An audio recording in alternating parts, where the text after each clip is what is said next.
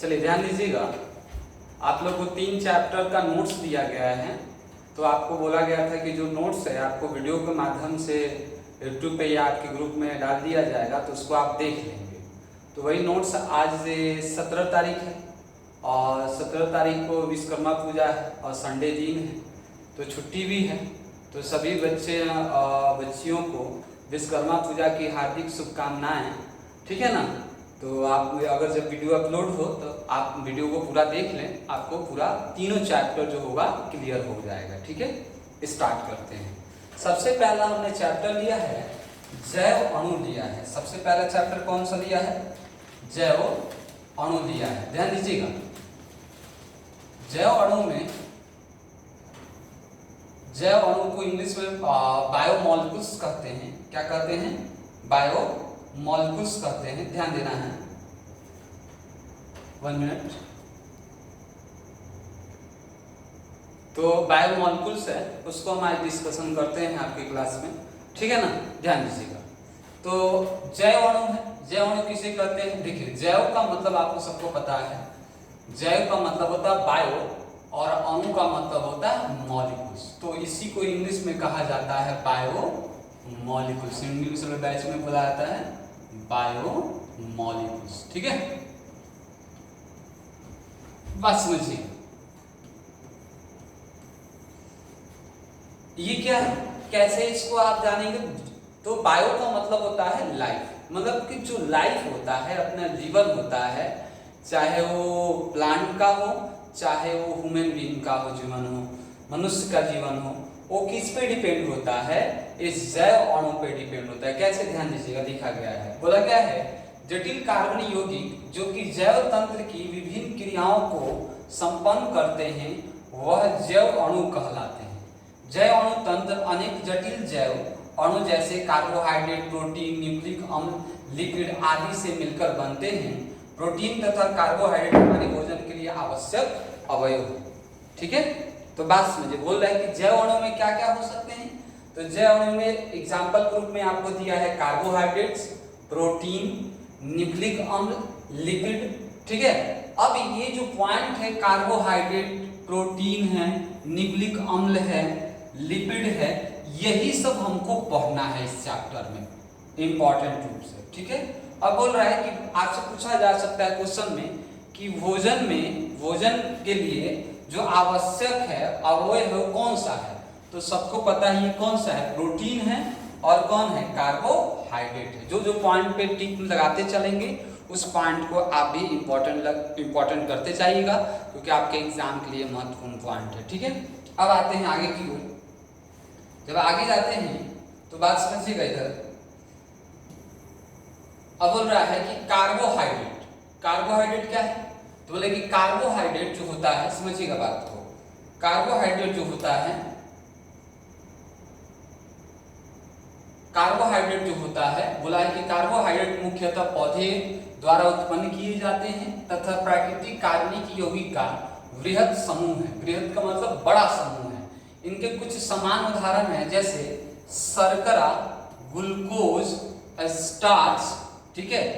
तो आपको याद रखना होगा कि जो कार्बोहाइड्रेट का मुख्य उदाहरण जो होता है, मुख्य जो एग्जाम्पल है वो क्या है, शर्करा, जिसे बच्चे लोग चीनी का फॉर्मूला, सुक्रोज का सूत्र होता है उसको शर्करा बोलते हैं। ग्लूकोज सबको पता है, स्टार्च भी, अभी सब आगे हम बताएंगे। सिर्फ आप अब यहाँ पे एक इंपॉर्टेंट पॉइंट बोला है, समझिएगा बात को।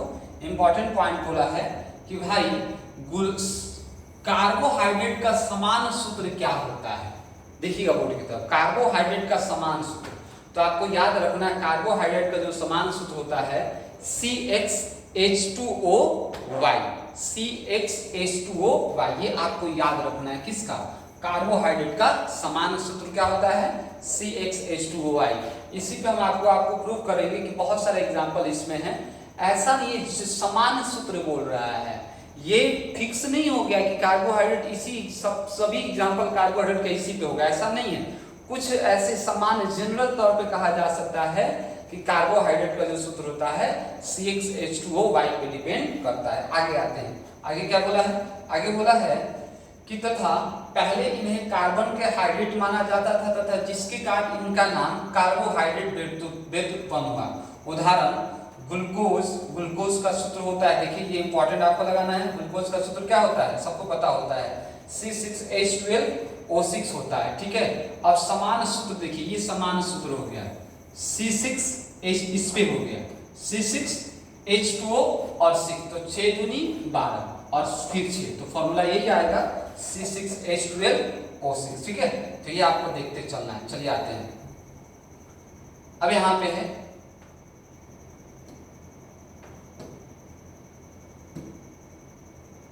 चलिए आते हैं, तो ये है, फिर आगे बढ़ते हैं। बोला है कि वे सभी यौगिक जो इस सूत्र के अनुरूप, वे सभी यौगिक जो ये इस सूत्र के अनुरूप कार्बोहाइड्रेट के रूप में वर्गीकृत नहीं किए जा सकते हैं, इसी प्रकार रेमनोज भी है जो इस पे नहीं है। जैसे आपको बताया, क्या बताया गया, देखिए ये जो फॉर्मूला है वो CHH2O Y पे तो लागू है, लेकिन रेमनोज जो है वो लागू नहीं है। रेमनोज का क्या है, C6H12O5 होता है रेमनोज का। तो बोला है कि ये वाला आपको पहले बता दी, वो जनरल फॉर्मूला है, लेकिन ये जो ये है इस फॉर्मूला पे लागू नहीं हो सकता। तो आपके लिए इंपॉर्टेंट माना जा सकता है कि रेमनोज का क्या होता है, रेमनोज का सूत्र होता है C6H12O5। आगे बढ़ते हैं, कार्बोहाइड्रेट, परंतु परिभाषा में ये सही नहीं बैठते, बहुत अच्छी बात है। आगे क्या बोला है, रासायनिक रूप से कार्बोहाइड्रेट को ध्रुवन घूर्णक पॉलीहाइड्रोक्सी एल्डिहाइड अथवा कीटोन यौगिकों की तरह परिभाषित किया जा सकता है। समझिए इस बात को, आपको आगे चल के बताने वाले हैं कि ये क्या बात है, समझिएगा। देखिए क्या है,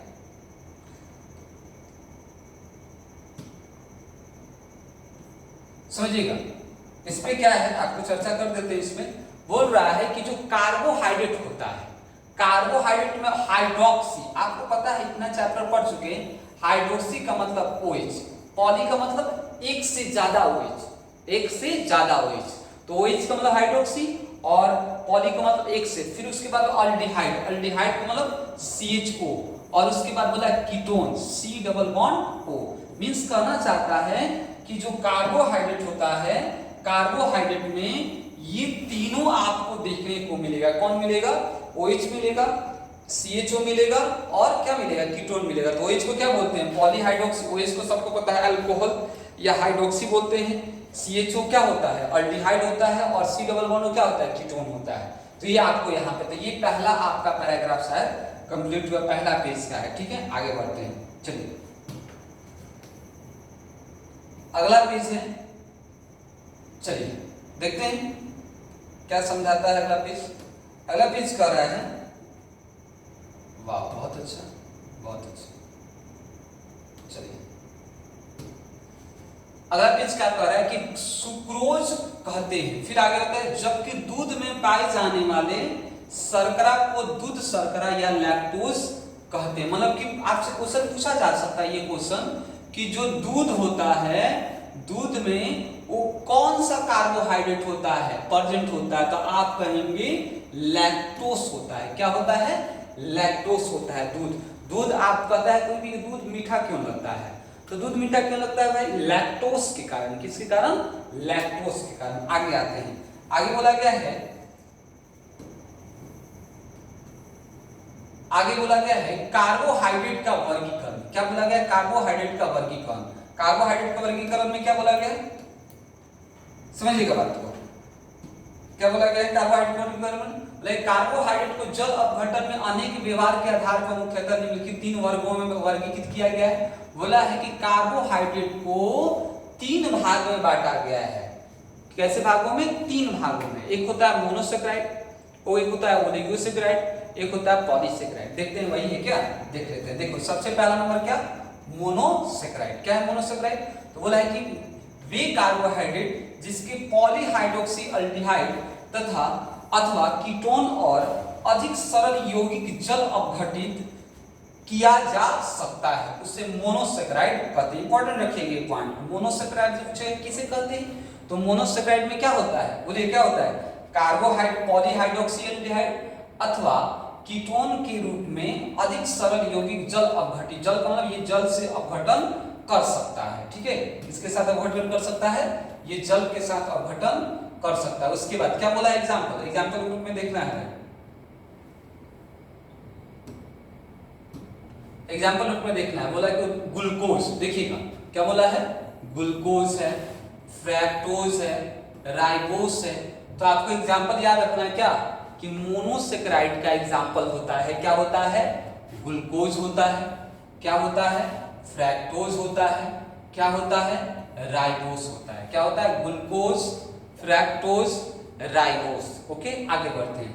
देखिए बोला है कार्बन परमाणुओं की संख्या एवं प्रक्रियात्मक समूह के आधार पर मोनोसेक्राइड को पुनः वर्गीकृत किया जा सकता है। यदि मोनोसेक्राइड में एल्डिहाइड समूह है तो उसे एल्डोस कहते हैं, और उसमें कीटो समूह है तो उसे कीटोस कहते हैं। मतलब टर्म आ गया कि अगर मोनोसेक्राइड के रूप में क्या है, एल्डिहाइड है तो एल्डोस कहेंगे, और क्या है, कीटोन है तो कीटोस कहेंगे। देखिए यहाँ पे एल्डोस की बात कर रहा है, और यहाँ पे क्या बोल रहा है, यहाँ पर कीटोस की बात कर रहा है। ओके, आगे बढ़ते हैं, देखिएगा फिर आगे क्या बोला है, कार्बन परमाणु की संख्या को भी नाम में सम्मिलित किया जा सकता है, जैसे सारणी में दिया गया। सारणी में आपको दिया गया, देख लेते हैं सारणी में क्या है। सारणी क्या बोला है, बोला कि अगर 3 है तो 3 को ट्रायोस बोलेंगे, 3 को क्या बोलेंगे, चलिए देखते हैं। बोला कि 3 है, क्या है, 3, तो 3 को ट्रायोस, एल्डिहाइड रहेगा तो एल्डो ट्रायोस, और कीटोन रहेगा तो कीटो ट्रायोस। फिर टेट्रोस मतलब 4, कार्बन की संख्या 4 होता है, एल्डो टेट्रोस, कीटो टेट्रोस। आगे आते पेंटोस, 5 को पेंटोस, एल्डो पेंटोस, कीटो पेंटोस। अगला है 6 को हेक्सोस, एल्डो हेक्सोस, कीटो हेक्सोस। 7 को हेप्टोस, एल्डो हेप्टोस, कीटो हेप्टोस। मतलब ये आपको सब पता है ऑर्गेनिक केमिस्ट्री में ना, कि 3 कार्बन को क्या बोलते हैं, 4 कार्बन को क्या बोलते हैं, 5 कार्बन को क्या बोलते हैं, 6 कार्बन को क्या बोलते हैं, 10 कार्बन को क्या बोलते हैं। यही आपको समझाना चाहता है। दूसरा नंबर पे कह रहा है कि क्या है भाई, दूसरा नंबर पे हम आपको बताएं अभी कि क्या होता है। दूसरा नंबर पे क्या होता है भाई, तो दूसरा नंबर पहला क्या है, मोनोसेक्राइड है। पहला क्या है, मोनो, आजा 1 मिनट।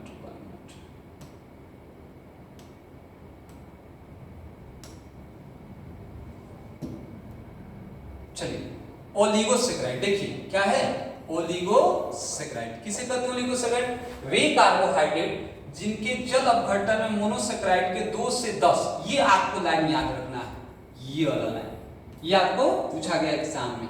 पूछा गया क्या, कि ओलिगोसेक्राइड में कितने से कितने मोनोसेक्राइड होते उपस्थित होते हैं, तो कितने, 2 से 10 होते हैं। कितने होते हैं, 2 से 10 तक इकाइयां प्राप्त होती हैं, ओलिगोसेक्राइड कहलाते हैं। जल अपघटन से प्राप्त मोनोसेक्राइड की संख्या के आधार पर इन्हें पुनः डाइसेक्राइड और टेट्रासेक्राइड या आदि में वर्गीकृत किया जाता है। इनमें से डाइसेक्राइड प्रमुख है, जैसे डाइसेक्राइड के जल अपघटन से प्राप्त 2 मोनोसेक्राइड समान अथवा भिन्न हो सकती हैं। उदाहरण सुक्रोज का जल अपघटन, मतलब कहना चाहता है, ये देखिए क्या कहना चाहता है, ये बहुत अच्छा पॉइंट बोला है।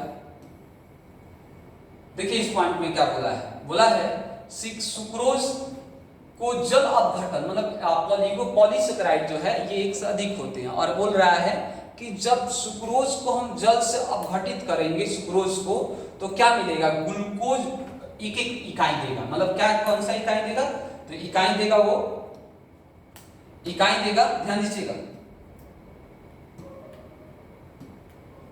इकाई देगा। जैसे यहाँ पे देखिए बोला है सुक्रोज, इंपॉर्टेंट पॉइंट है, लाइन याद रखिएगा, सुक्रोज को जल अपघटन द्वारा ग्लूकोज और फ्रैक्टोज एक इकाई मिलता है, सबको पता है। C12H22O11 को वाटर के साथ रिएक्ट और H प्लस करते हैं तो क्या मिलता है, C6H12O6 प्लस C6H12O6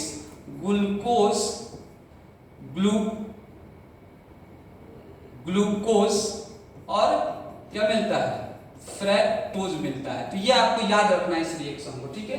तो हमने क्या पढ़ा, मोनोसेक्राइड, और दूसरा का क्या पढ़ा, ओलिगोसेक्राइड। तीसरा नंबर पे आता है, तीसरा नंबर पे क्या है भाई, तीसरा नंबर पे है, देखिएगा तीसरा नंबर पे पॉलीसेक्राइड। क्या है, पॉलीसेक्राइड, देखते हैं तीसरा नंबर पे क्या है, पॉलीसेक्राइड। देखिए पॉलीसेक्राइड वे कार्बोहाइड्रेट जिनके जल अपघटन पर अत्यधिक संख्या में मोनोसेक्राइड इकाइयां प्राप्त होती हैं, अधिक संख्या में मोनोसेक्राइड इकाइयां प्राप्त होती हैं, पॉलीसेक्राइड कहलाते हैं। इसके कुछ प्रमुख उदाहरण, जैसे उदाहरण याद रखना पॉलीसेक्राइड, जैसे स्टार्च, सेलुलोज, ग्लाइकोजन, गोन इत्यादि। ठीक है, तो आपको याद रखना है, आपसे एग्जाम में पूछ सकता है क्या पूछ सकता है बालक कि पॉलीसेक्राइड है ना, क्या पूछ सकता है? पॉलीसेक्राइड का एग्जांपल क्या होता है? स्टार्च होता है, क्या होता है? सेलुलोज होता है, क्या होता है? ग्लाइकोजन होता है, और क्या होता है? गोंद होता है। आगे आते हैं, बोला कि कार्बोहाइड्रेट को अपचायी एवं अनअपचायी शर्करा में भी वर्गीकृत किया जा सकता है। इन सभी को कार्बोहाइड्रेट को जो फिलिंग, विलियन तथा टोलेन रिएजेंट देते हैं। अगला पेज पे आपको मिल रहा है, चलिए देख लेते हैं क्या है।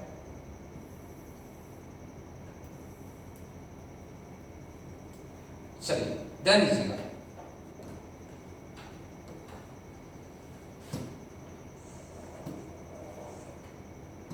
चलिए फिर बोला अभिक्रमक को अपचयित कर देते हैं, अपचायी शर्करा कहा जाता है। सभी मोनोसेक्राइड चाहे वे लोस हो तथा कीटोस हो, अपचायी शर्करा होती है। यदि डाइसेक्राइड में मोनोसेक्राइड की अपचायी समूह जैसे एल्डिहाइड अथवा कीटोन अबंधित हो तो वो अनअपचायी शर्करा होती हैं। उदाहरणतः सुक्रोज। दूसरी ओर यदि शर्करा में ये प्रक्रियात्मक समूह मुक्त हो तो ये क्या करते हैं? अपचायी शर्करा कहलाते हैं। उदाहरण से क्या है? माल्टोस एवं लैक्टोस। आपको आगे मिलेगा, इतना अभी ध्यान नहीं देना। ओके, आगे देखते हैं।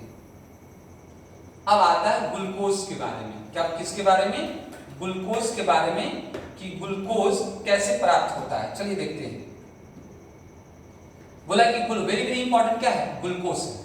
क्या है? ग्लूकोज बोलते हैं। ध्यान दीजिए क्या है। बोला कि पहला पॉइंट, बनाने की विधि। ग्लूकोज कैसे बन सकता है? तो बोला कि सुक्रोज को तनु HCl अथवा H2SO4 के साथ अल्कोहलिक विलयन में क्वथन करने पर ग्लूकोज तथा फ्रक्टोज समान मात्रा में प्राप्त होते हैं। जैसे आपको दे दिया, ये देखिए, ध्यान दीजिएगा, दे दिया, देखिए C12 H12O11 H2 H plus C6। अभी हम आपको इस रिएक्शन को बताएं। इस रिएक्शन को आप इंपॉर्टेंट लगाकर याद रखना है, ठीक है। किसके बारे में? ग्लूकोज कैसे, ये पहला विधि किसके द्वारा ये मिल रहा है? सुक्रोज के द्वारा। दूसर का विधि इंपॉर्टेंट है। कौन सा विधि है? दूसर का देख लेते हैं। दूसर का है स्टार्च के द्वारा। कैसे? बोला कि औद्योगिक स्तर में, मतलब कंपनियों के फॉर्म में मिलता है। कैसे? ध्यान दीजिएगा। बोला कि औद्योगिक स्तर पे ग्लूकोज को स्टार्च के जल अपघटन से प्राप्त किया जा सकता है। इसके लिए स्टार्च को तनु H2SO4 के साथ 393 केल्विन दाब पर क्वथन किया जा सकता है। मतलब ये क्या है? ये आपको मिल गया स्टार्च का सूत्र।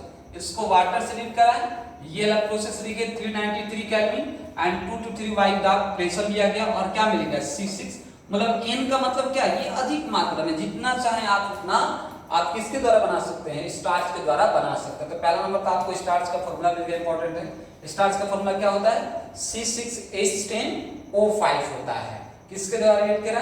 NH2, number of moles water को कुछ भी ले सकते हैं आप। फिर क्या बोला? 393 केल्विन 2 to 3 वाई दाब C6H12O6, ये है, ठीक है। तो आपको ये थोड़ा बहुत देखते चलना है।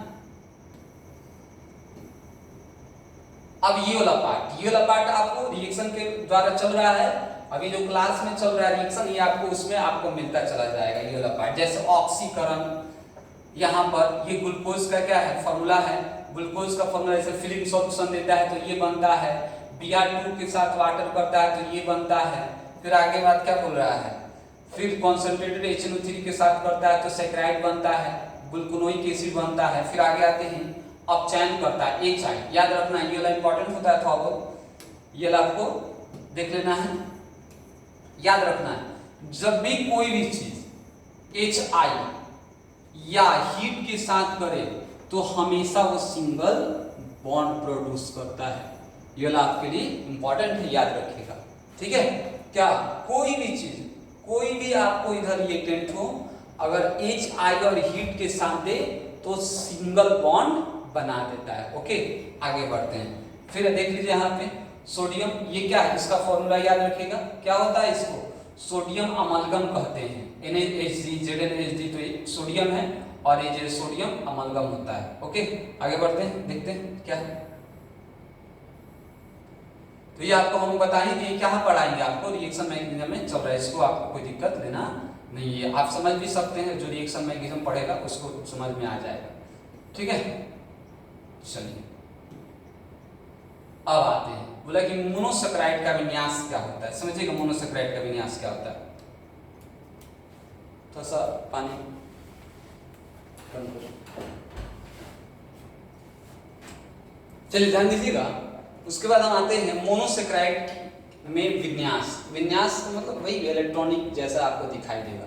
क्या बोला है, ध्यान दीजिएगा, बोला गया है कि आपको मोनोसैकेराइड के विन्यास के निर्धारण के लिए सबसे नीचे वाले असममित कार्बन परमाणुओं जैसे नीचे दर्शाया गया है तुलना करते हुए, जैसे कि प्लस ग्लूकोज में सबसे नीचे वाले असममित कार्बन, मतलब नीचे आपको दिया गया है, कहना ये चाहता है कि नीचे आपको दिया गया है। देखिए यहाँ ये तो सबसे इंपॉर्टेंट भी हम आपको बता सकते हैं, ये लेकिन बोर्ड लेवल पर उतना इंपॉर्टेंट नहीं है, लेकिन हमको बता, देखो इसको बोलते हैं कायरल कार्बन,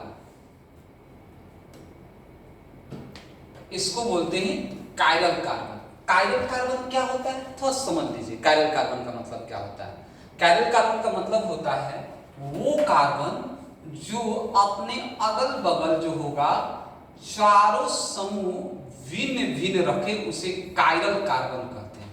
कौन सा कार्बन, कायरल कार्बन। देखिए जैसे OH अलग है, CH अलग है, H अलग है, CH2OH अलग है, मीन्स ये तो फॉर्मूला एक तरह से बोला ग्लिसरॉल डिहाइड भी है, मतलब ये इंपॉर्टेंट है, लेकिन आपसे पूछ दे कभी लाइफ में कि कायरल कार्बन क्या होता है, क्या पूछ दे कायरल कार्बन क्या होता है, तो आप बता सकते हैं कि वैसा कार्बन जो कि चारों तरफ से भिन्न समूह रखता हो। देख सकते हैं अगर यहाँ पे H है और यहाँ पे H है तो वो कायरल कार्बन नहीं कहलाएगा, यहाँ पे OH है यहाँ पे OH है तो कायरल कार्बन नहीं कहलाएगा। ठीक है, तो ये आपको ग्लिसरॉल डिहाइड का फॉर्मूला है। ओके, आगे बढ़ते हैं, ध्यान दीजिएगा आगे क्या है, ये आपका ग्लूकोज का सूत्र आया, इंपॉर्टेंट है ग्लूकोज का सूत्र, याद रखिएगा। अब आपसे एग्जाम में पूछता है, वेरी वेरी इंपॉर्टेंट पॉइंट जो आपको बताने जा रहे हैं। ये ऐसा क्यों हो जा रहा है भाई, ये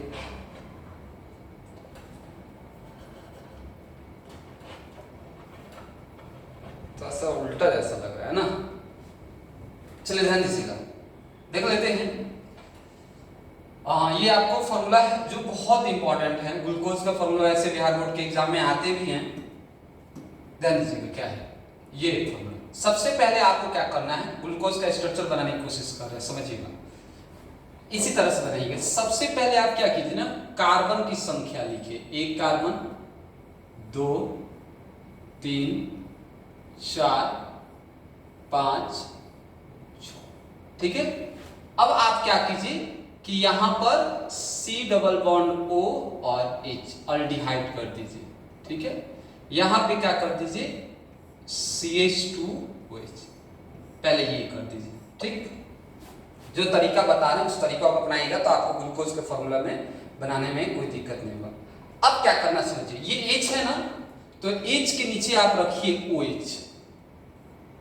जब OH इधर हो गया ना तो आपको इधर रखना है H, फिर OH के नीचे रखिए H, H उधर हो गया ना तो OH इधर रख दीजिए, ओके। अब H के बाद फिर क्या आएगा, OH आएगा, OH इधर तो H इधर। अब OH के निकल अल्टरनेट नहीं, फिर से एक OH दे दीजिए और H इधर, ठीक। तो ये आपका ग्लूकोज। हम क्या बोले हैं आपको, सबसे पहले कार्बन की संख्या लिखिए, उसके बाद आप ये ऊपर वाला बनाइए और फिर ये नीचे वाला करिए और यहां से करिए, H के बाद OH, OH के बाद H, H के बाद OH, फिर OH। अब इसमें आपसे एग्जाम में पूछता है ना कि ग्लूकोज में कितने कायरल कार्बन उपस्थित होते हैं, very very important question. Glucose में कितने कायरल कार्बन उपस्थित होते हैं। कायरल कार्बन का मतलब हम अभी बताएं वैसा कार्बन जो क्या हो, वैसा कार्बन जो अगल बगल भिन्न समूह रखता है। देखिए ये कार्बन OH H इधर अलग नीचे अलग, फिर ये कार्बन H OH नीचे अलग ऊपर अलग, फिर ये कार्बन इधर OH इधर H ऊपर अलग नीचे अलग, फिर ये कार्बन इधर OH इधर H ऊपर अलग नीचे। लेकिन ये कार्बन है क्योंकि दो को क्या हो जाता है, हाइड्रोजन हो जाता है, एक जैसा दो को होना नहीं चाहिए। तो आप क्या बोलोगे, ग्लूकोज में कितना कैरल कार्बन डाला, कितने कैरल कार्बन, 4। कितने कैरल कार्बन, 4। डायरेक्ट आपके एग्जाम में आया ग्लूकोज में। अब देखो किस तरह से क्वेश्चन फंसाया आपको, क्वेश्चन फंसाया है कि ग्लूकोज में ये ओपन स्ट्रक्चर है, तो याद रखना है कि जब ओपन ग्लूकोज हो तो उसमें कायरल कार्बन जो होगा, कायरल कार्बन कितने होंगे, 4। और क्लोज ग्लूकोज में कायरल कार्बन कितना होगा, 5। हम आगे आने वाले समय में बताएंगे। तो ये आपका क्या हो गया, ग्लूकोज का स्ट्रक्चर और कायरल कार्बन की संख्या। ओके, आगे बढ़ते हैं। अब आ रहा देखिए यहाँ पे आ गया चक्रीय ग्लूकोज। ठीक है, यह पाया गया है कि ग्लूकोज का 6 सदस्यीय वलय बनता है जिसमें C5 पर उपस्थित OH समूह वलय निर्माण करता है। यह CHO समूह की अनुपस्थिति एवं ग्लूकोज के निम्नानुसार दशा एवं 2 रूपों के अस्तित्व को समझाता है। ये दोनों चक्रीय रूप में ग्लूकोज के वृहद श्रृंखला के साथ पाए जाते हैं, आते हैं। अब इसमें क्या है, इसमें आपको क्या दिखाएगा, बोलेगा कि 5 कायरल कार्बन उपस्थित है। कितने कायरल कार्बन उपस्थित है, 5। देख सकते हैं आप कैसे, ध्यान दीजिएगा, देखिएगा। जैसे ये चक्रीय बना लिया, तो यहां पे क्या हो गया, यहां पे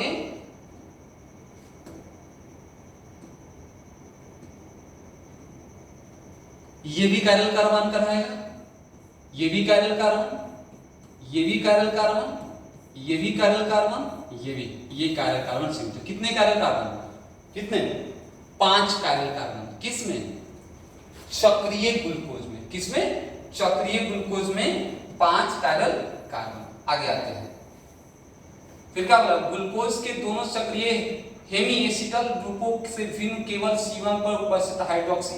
वही बोला, हेमी एसिटल का मतलब क्या होता है, हेमी एसिटल का मतलब हम बता देते हैं, वही जो कायरल कार्बन है ना उसी को हेमी एसिटल कहते हैं, याद रखना है। आगे बढ़ते हैं, क्या बोला, कार्बन चक्रीय से पूर्व एल्डिहाइड कार्बन कहलाते हैं। ऐसे में ये पढ़ना है आपको, कोई दिक्कत नहीं है, आएगा इस तरह से।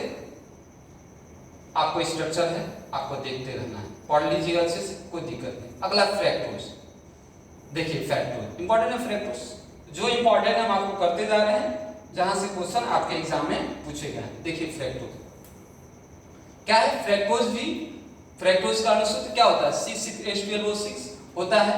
इसका रासायनिक अभिक्रियाओं के आधार पर यह पाया गया है कि फ्रैक्टोज में कार्बन की संख्या 2 पर एक कीटोनिक समूह उपस्थित होता है, ग्लूकोज के समान।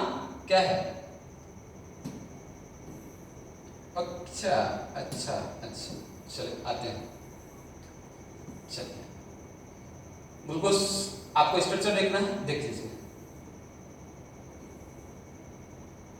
फ्रैक्टोज है, ये फ्रैक्टोज का स्ट्रक्चर है। आगे बढ़ते हैं, फिर वही ग्लूकोज जैसा आपको बता रहा है, तो आपको इसको स्ट्रक्चर को देखते रहना है। डाइसेक्राइड, वही सब डाइसेक्राइड आपको बता दिया गया, पीछे बताया गया ना, मोनोसेक्राइड डाइसेक्राइड आपको बता दिया गया। देखिए पूरा वही डाइसेक्राइड के बारे में बता रहा है कि डाइसेक्राइड क्या होता है, मोनोसेक्राइड क्या होता है। देखिए फिर वही स्ट्रक्चर आपको बताया गया है, एक बार फिर से रिपीटेशन हुआ है। आगे बढ़ते हैं, सुक्रोज के बारे में कह रहा है। क्या है सुक्रोज भाई, तो बोला है कि सुक्रोज क्या है, दक्षिण ध्रुवन गुणक होती है, लेकिन जल के अपघटन के उपरांत दक्षिण ध्रुवन गुणक ग्लूकोज तथा फ्रैक्टोज में बना सकते हैं। चलिए आते हैं, ये आपको पढ़ना है, जो आपको समझाने वाला है माल्टोज क्या होता है देख लीजिए।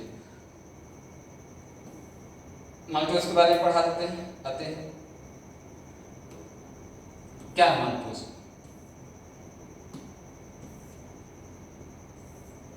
एक अनडाइसैक्राइड माल्टोज अल्फा ग्लूकोज के 2 इकाइयों से निर्मित होता है, जिसमें एक ग्लूकोज इकाई का C1, दूसरी वो ग्लूकोज का C2। इसमें आपको क्या इंपॉर्टेंट बना है, यहाँ पे एक पॉइंट था, जो माल्टोज है ना, यहाँ पे पॉइंट था, कहाँ है पॉइंट देख लेते हैं।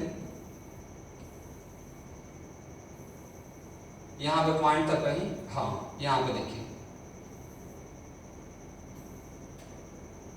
अतः यह एक अपचाई शर्करा है, ये आपको इंपॉर्टेंट रखना है, ठीक है। अब आते हैं माल्टोज। इसी थोड़ा थोड़ा पॉइंट अभी बताएं, जो लैक्टोज होता है किसमें होता है, दूध में पाया जाता है क्योंकि मीठा होता है। पॉलीसेकेराइड आपको बता दिया गया है, पॉलीसेकेराइड क्या होते हैं, सिर्फ आपको पढ़ना है, कोई दिक्कत नहीं है, देखते चलिए। ग्लाइकोजन, ग्लाइकोजन क्या है देखिएगा, ये थोड़ा सा है, इसी को हम खोज रहे थे, कहाँ था बेचारा, कब से गुम हो गया था।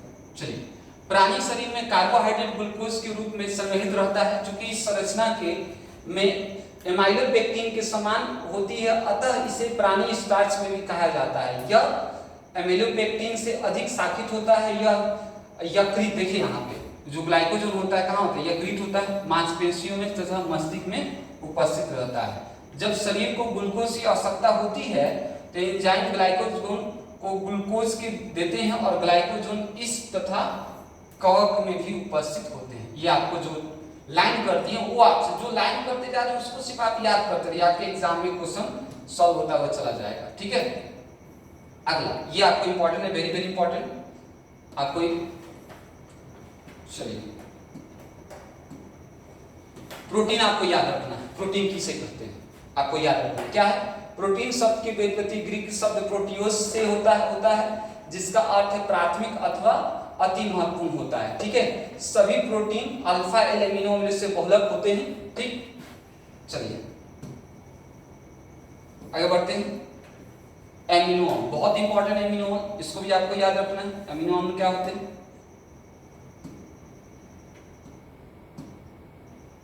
जिसको समझाना लोग समझाएंगे बहुत अच्छी लगती है।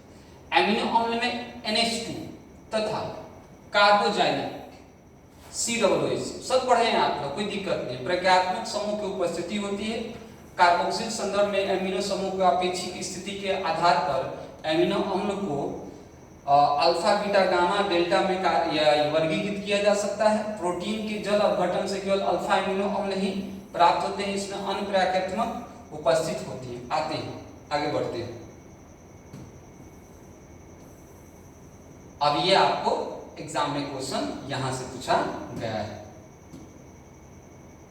ये वाला अमीनो अम्ल का फॉर्मूला क्या होता है। यहां से ज्यूटर आयन भी मिलते हैं, आपको आगे मिलेगा शायद। तो ये अमीनो अम्ल का सूत्र आपको याद रखना। देखिए क्या है, ये CH, इसको इस तरह से बना सकते, एग्जामिनर बनाता है कभी कभी आपसे थोड़ा सा करके पूछ लेता है, COOH और NH2, ये भी एक तरह से कायरल कार्बन कहलाता है। तो आपको इस तरह से भी अमीनो अम्ल पता होना चाहिए। अभी आप बोल रहे हैं आगे क्या बोल रहे हैं कि अमीनो अम्ल का वर्गीकरण। अमीनो अम्ल को उनके अणुओं में उपस्थित अमीनो तथा कार्बोजाइलिक समूह की अपेक्षिक संख्या के आधार पर अम्लीय, क्षारीय तथा उदासीन वर्गों में वर्गीकृत किया गया है, जो कि अमीनो अम्ल शरीर में। ये आपको पढ़ते रहना है, इसमें मुझे आपको बताने की आवश्यकता नहीं है, ओके। आगे आते हैं। अब देखो बोले ना वेरी वेरी इंपॉर्टेंट, आपको एग्जाम में जाना है तो अगर आपके सिलेबस में ये है तो ये ज्यूटर आयन का स्ट्रक्चर आपको याद करके जाना है। अभी हम बोले थे ना ज्यूटर आयन, एक नाम देखो क्या है, इसी से ज्यूटर आयन बना है। किससे बना, इसी से। क्या किया गया ज्यूटर आयन में कि जो H है ना, ये H को यहाँ पे लेके आ गया और जैसे H को लेकर आया तो यहाँ पे क्या आ गया, O माइनस है, that is zwitter. Zwitter ion कहां से मिलता है, अमीनो अम्ल से फॉर्मूला से। तो सबसे पहले क्वेश्चन क्या आ सकता है कि अमीनो अम्ल का फॉर्मूला क्या होता है, RCH नीचे में NH2, ये 2 यहां पे रहेगा, ठीक है, 2 यहां पे रहेगा, देखिए वहां पे, ठीक है। आपको ज्यूटर आयन का फॉर्मूला याद होना चाहिए आपको। फिर पढ़ना है आपको आगे, कोई दिक्कत नहीं हुआ।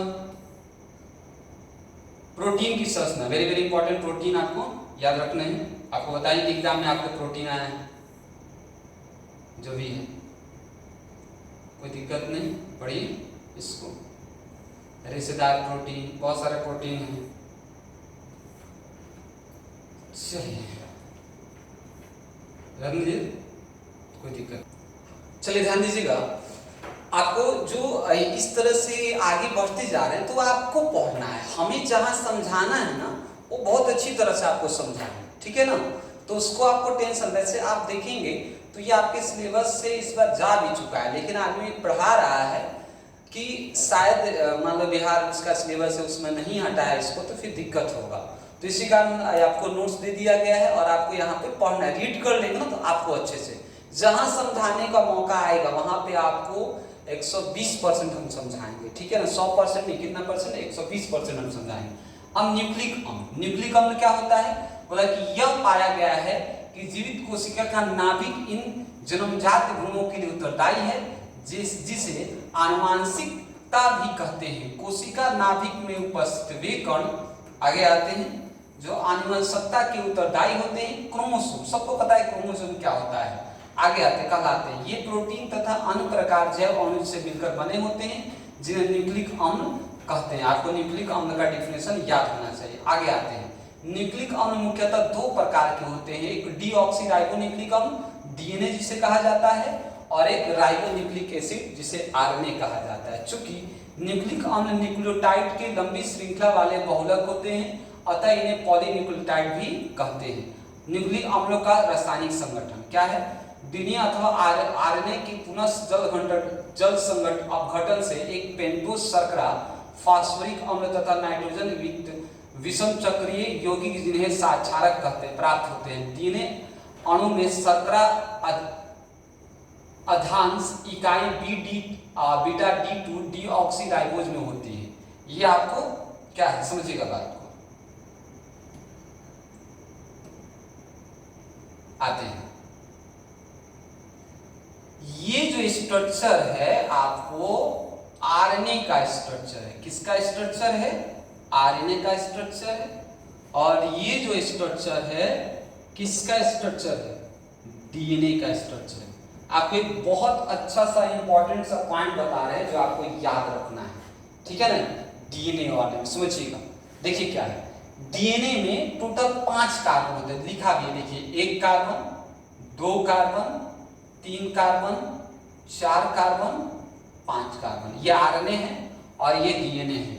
1 कार्बन, 2 कार्बन, 3, 4 और ये 5।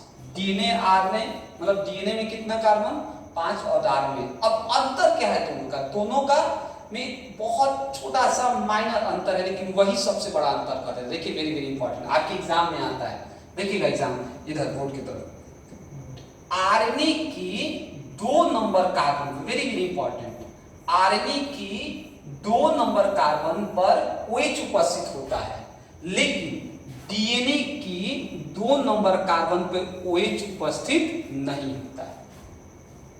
और सब चीज सेम है, देख सकते हैं दोनों स्ट्रक्चर में, आरएनए और डीएनए में सब चीज सेम है, लेकिन देखिए 2 नंबर कार्बन पे आरएनए पे क्या है, OH, लेकिन 2 नंबर कार्बन पे डीएनए पे क्या है, OH नहीं। तो ये वेरी आपसे पूछता है कि किस नंबर कार्बन पर OH उपस्थित डीएनए में नहीं होता है, तो कितने नंबर पे, 2 नंबर कार्बन पे, या अंतर बता दीजिए, डिफरेंस बता दीजिए, डीएनए आरएनए में डिफरेंस। सबको पता है कि RNA is the first genetic material, DNA क्या है, आरएनए के बाद आया था। डीएनए स्टेबल होता है, अस्थायी होता है, आरएनए बेस्टेबल होता है। डीएनए स्लो वर्क करता है, आरएनए क्या करता है, फास्ट वर्क करता है कि नहीं होता है। तो ये आपको डिफिनेशन आगे मिलेंगे।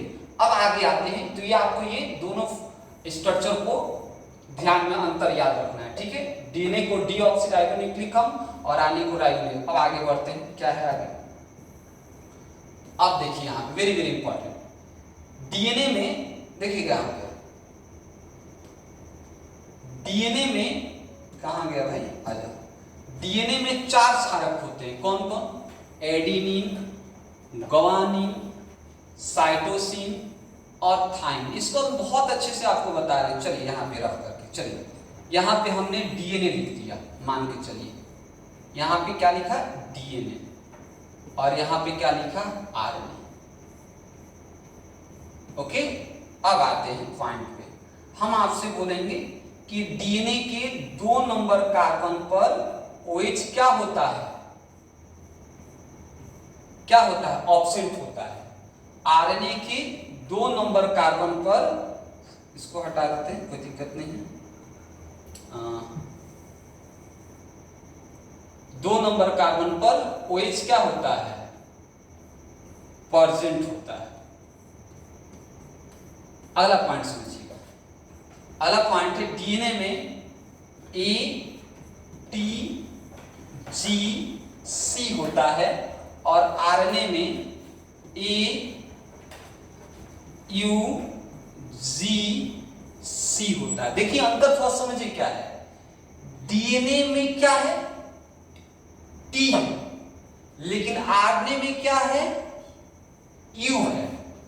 देखिए सब सेम है, ए है, जी है, सी है, ए है, जी है, सी है, लेकिन डीएनए में क्या है, टी है, तो आरएनए में क्या है। तो आपसे एग्जाम में एबिलिटी क्वेश्चन कहता है कि डीएनए में क्या नहीं होता है, तो कहीं ना कहीं। तो ए का नाम adenine, thymine, guanine, cytosine. Adenine, uracil, guanine, cytosine. Okay, ये आपको याद रखना है। आपको अगला पॉइंट क्या बोला, डीएनए क्या होता है। डीएनए होता है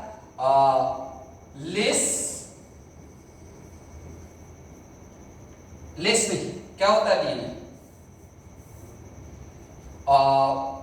क्या स्टेबल होता है, स्टेबल होता है। और एक क्या होता है, लेस स्टेबल होता है।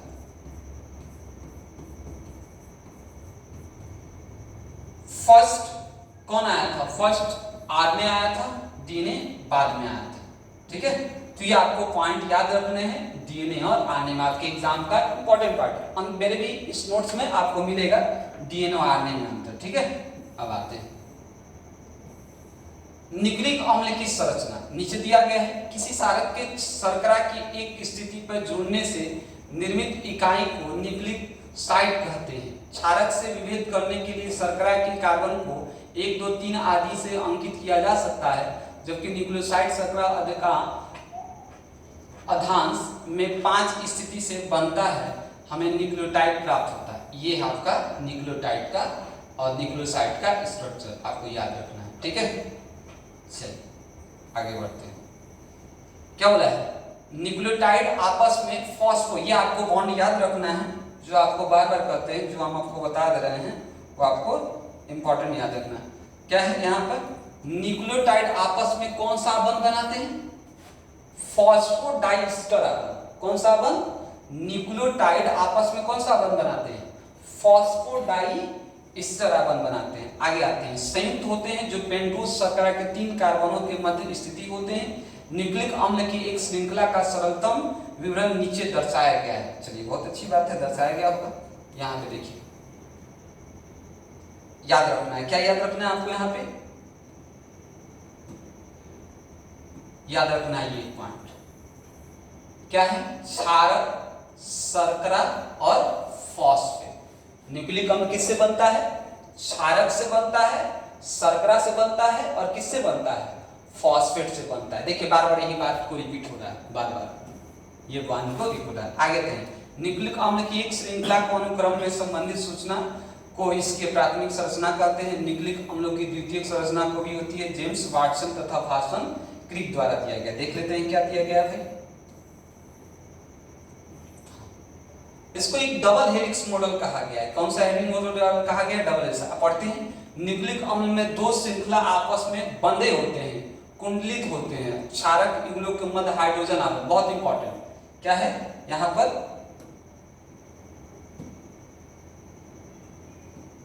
चलिए यहां पे हाइड्रोजन आवन हम अभी बता रहे हैं क्या होता है। चलिए इसको कर ही देते हैं। चलिए देखिए ये क्या है, हम आपको बहुत अच्छे तरीके से बता रहे हैं, समझिएगा इधर।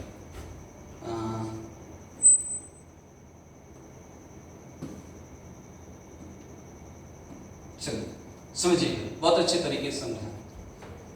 देख क्या होता है, डीएनए का है, डीएनए का एक मॉडल मिला, double helix model. Double helix model आपको बताया जा रहा है, ये आपको स्ट्रक्चर दिया गया क्या है, स्ट्रक्चर को समझा दे। देखिए बोला है कि एक 5 प्राइम होता है और एक 3 प्राइम होता है। 5 प्राइम कैसे, तो 5 प्राइम ऐसे जाता है, मान के चलिए ये 5 प्राइम है, तो ये 5 से 3 गया और एक कहां गया, 3 से कहां गया, 5 गया।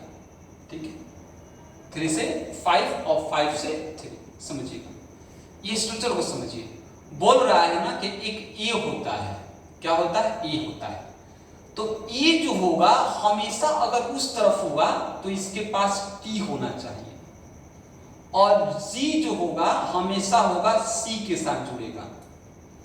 अगर मान के चलो टी है तो टी हमेशा किसके साथ, ए के साथ, और सी हमेशा किसके साथ, जी के साथ।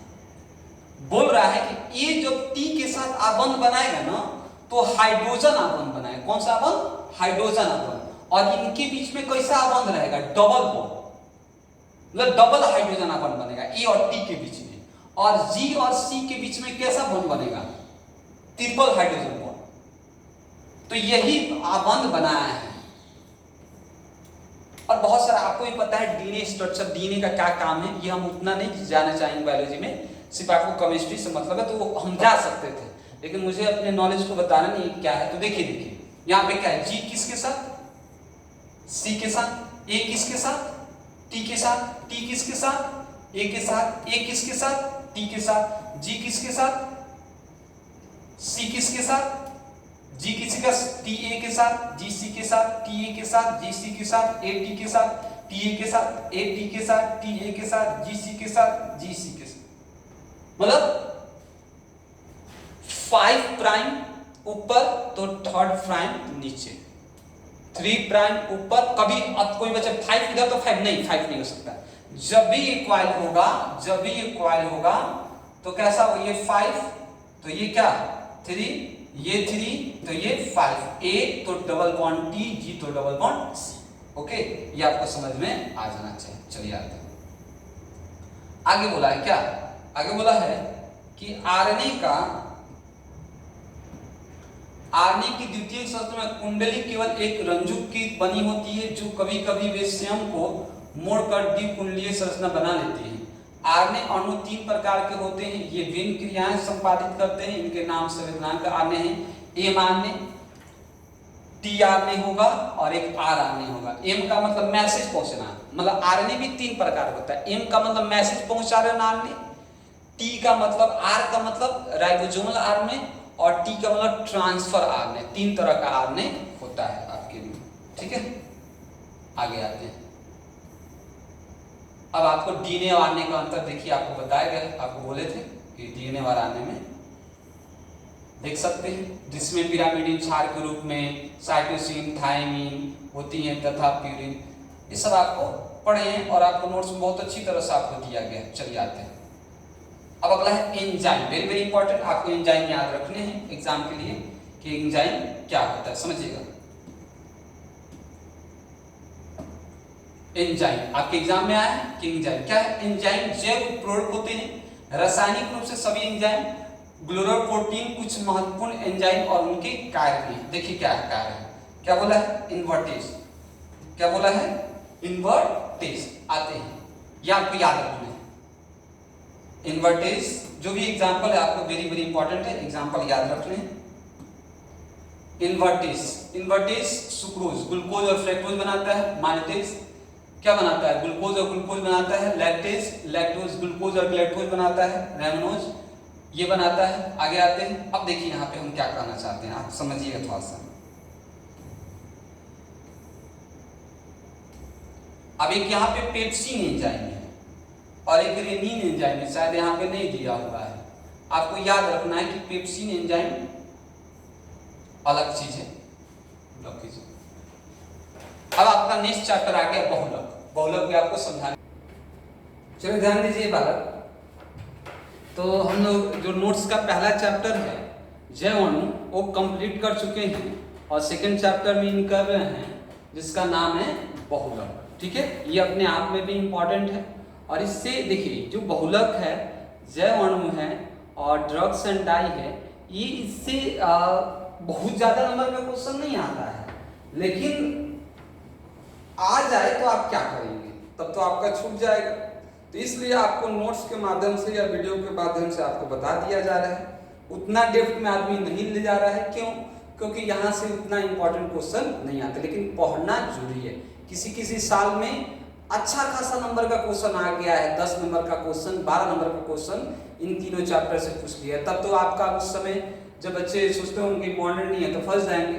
तो इसीलिए हम क्या किया गया कि इसको वीडियो बनाकर आपके पास पहुंचा दिया जा रहा है, आप अच्छे से इसको देख लिया कीजिए। ठीक है, आते बहुलक है। बहुलक इंग्लिश में क्या बोलते हैं बालक? क्या बोलते हैं? बहुलक इंग्लिश में पॉलीमर बोलते हैं। क्या बोलते हैं? पॉलीमर बोलते हैं। ठीक है, पॉलीमर क्या है? पॉलीमर तो बोला कि पॉलीमर जो बहुलक जो है उच्च अणुभार वाले वह यौगिक हैं जिनका निर्माण एक या एक से अधिक प्रकार के छोटे प्रकार के अणुओं एवं एकलक के द्वारा होता है। संरचना पर आधारित बहुलकों का वर्ग, मतलब संरचना के आधार पर बहुलक का वर्गीकरण किया गया है। संरचना के आधार पर सबसे पहला बहुलक क्या है? रेखीय बहुलक। कौन सा बहुलक? रेखीय बहुलक। सिर्फ समझना है आपको, बार बार कह रहे हैं कि इसको समझ जाइएगा। रेखीय, इसको लीनियर पॉलीमर्स बोलते हैं। क्या है? इन बहुलकों में लंबी और रेखीय, इस बात को याद रखिएगा, लंबी और रेखीय श्रृंखला होती है। उदाहरण के लिए उच्च घनत्व पॉलीथीन, पॉलीविनाइल एंड क्लोराइड। ठीक है, तो आपको इतना याद रखना है कि रेखीय बहुलक का उदाहरण क्या है? उच्च घनत्व पॉलीथीन और पॉलीविनाइल क्लोराइड होता है। ये कैसा होता है? रेखीय संरचना का होता है या लंबा होता है। अगला है शाखित बहुलक। शाखित का मतलब क्या होता है? Branch polymers. कैसा है? इन बहुलकों में रेखीय संरचनाओं के, देख लेते हैं,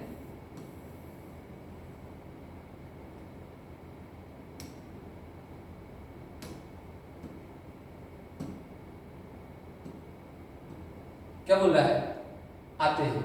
इन बहुलकों में रेखीय के संरचनाओं के, रेखीय श्रृंखलाओं में कुछ श्रृंखलाएं उपस्थित होती हैं। उदाहरण निम्न घनत्व पॉलीथीन। आगे आते हैं जाल क्रम या त्रियक बंधिक बहुलक। इंपॉर्टेंट है, एग्जाम्पल याद रखिएगा इसका।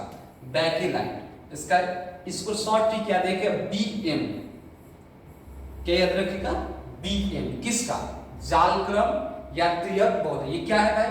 तो इसमें विभिन्न रेखीय बहुलक श्रृंखलाओं के बीच में प्रबल सहसंयोजक आबंध, मतलब कोवेलेंट बॉन्ड उपस्थित होता है। तो जिसमें सहसंयोजक आबंध उपस्थित होता है उसका एग्जाम्पल क्या है? बीएम। क्या है? क्या है? बीएम। बी का मतलब बेकेलाइट और एम का मतलब मेलेमीन है। किसका? जाल क्रम या त्रियक बंधित बहुलक। कौन सा आबंध होता है? सहसंयोजक आबंध उपस्थित होता है इसमें। ओके, आगे बढ़ते हैं। बहुलक के प्रकार के अनुसार वर्गीकरण। ठीक है, तो देखते हैं क्या है, आगे बढ़ते हैं। इसमें बोला कि योगज बहुलक। योगज को मतलब ऐड करने वाला। तो ऐड करने वाला में क्या है? योगज बहुलक क्या होता है? योगज बहुलक, योगज बहुलक श्रृंखला वृद्धि बहुलकन के योगज बहुलक एकलक अणुओं के पुनरावृत्त योग से बनते हैं।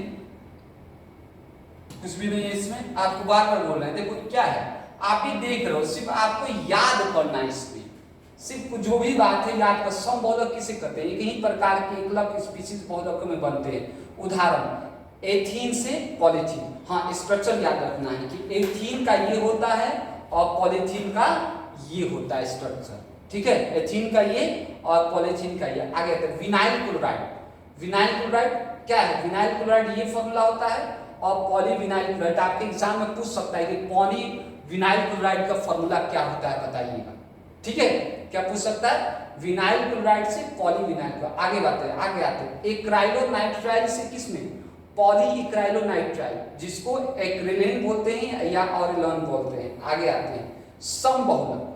दो विभिन्न प्रकार के एकलकों की योगात्मक बहुलकों से बनने वाले बहुलक को सम बहुलक कहते हैं। एग्जाम्पल 1,3-ब्यूटाडाइन से स्टाइरिन। आपको याद रखना। अब यहाँ पे क्या है, बात इंपॉर्टेंट है, जो इंपॉर्टेंट है हम आपको बार बार बोल रहे हैं कि हम आपको बताएंगे। बुनाएस किसका उदाहरण है? बुनाएस अभी किसका उदाहरण है? बुनाएस सम बहुलक का उदाहरण। किसका उदाहरण है? सम बहुलक का। उदाहरण याद रखना है, बुनाएस या बुनाइन किसका? सम बहुलक का उदाहरण। दैट आपके एग्जाम में पूछा जाता है कि बुनाएस बुनाइन किसका उदाहरण है। आगे आते हैं संगणन बहुलक। ये भी इंपॉर्टेंट है। ये सब एग्जाम्पल नाइलॉन 6 याद रखना। नाइलॉन 6 किसका उदाहरण है? तो आपको याद रखना नाइलॉन 6 किसका उदाहरण है? जो है एग्जाम्पल आपको दिया गया उसका है। ठीक है, आपको ये नाइलॉन 6 स्ट्रक्चर नाइलॉन 6 का नहीं इंपॉर्टेंट होता। आए थे आणविक बलों के आधार पर वर्गीकरण। बल के आधार पर, फोर्स के अकॉर्डिंग, मतलब कौन ज्यादा स्टेबल है। पहला प्रत्यास्थ बहुलक। इनमें बहुलक के श्रृंखला आपस में दुर्बल अंतरा आणविक बलों से जुड़े रहते हैं। यह दुर्बल बंधन बल बहुलक को तनिक होते हैं, जिसे उदाहरण के बुनाएस बुनायन नियोप्रीन याद रखना है। क्या याद रखना? प्रत्यास्थ बहुलक उदाहरण क्या है? बुनाएस बुनायन और नियोप्रीन। आगे आते हैं रेसे बहुलक, ऐसे बहुलक, कोई का फोन आ रहा है क्या? फोन रिसीव करो थोड़ा सा।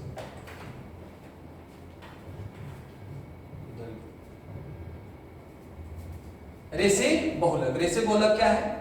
ऐसे एक प्रकार से धागे बनाने वाले ठोस जिनकी तनन सामर्थ्य उच्च तथा प्रबल आंतरिक बल, उदाहरण नायलॉन 6 पॉलिस्टर टेरिन। आगे ताप सुगत बहुलक क्या है? ऐसे बहुलक तथा लंबी श्रृंखला के अणु होते हैं जो बार बार गर्म करने पे मृदुल और ठंडा करने से कठोर हो जाते हैं।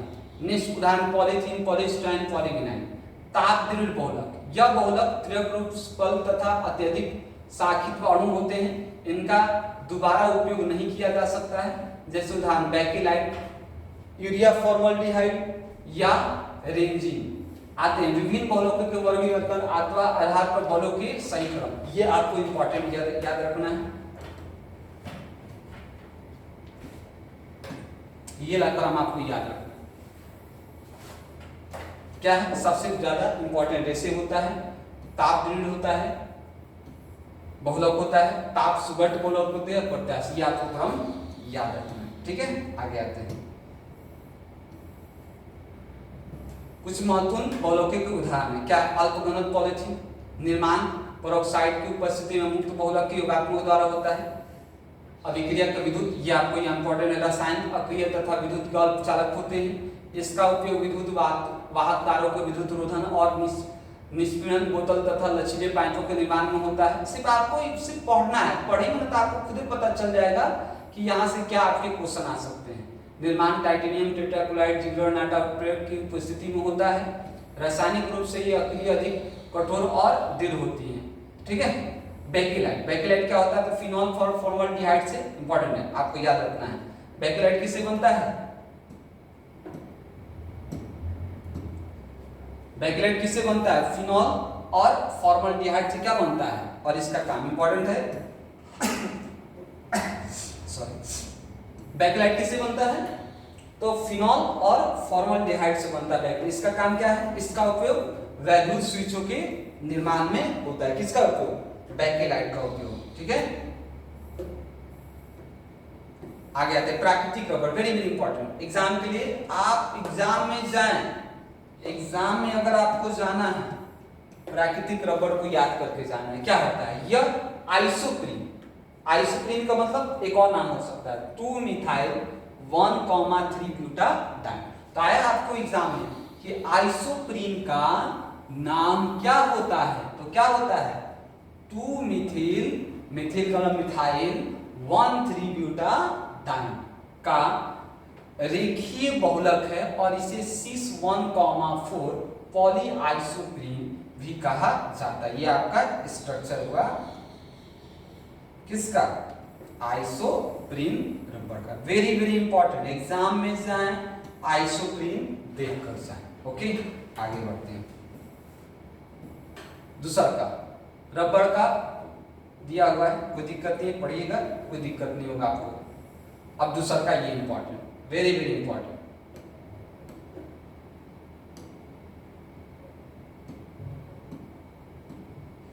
संश्लेषित rubber, synthetic rubber, very very important, neoprene. इस दोनों आपको देख के जाना है, ठीक है। नियोप्रीन का स्ट्रक्चर ये होता है, ठीक, कोई दिक्कत नहीं होगा इसके बाद। फिर आगे क्या है? Chemistry in everyday life. क्या है? Chemistry in everyday life. थोड़ा सा क्लोज कीजिएगा।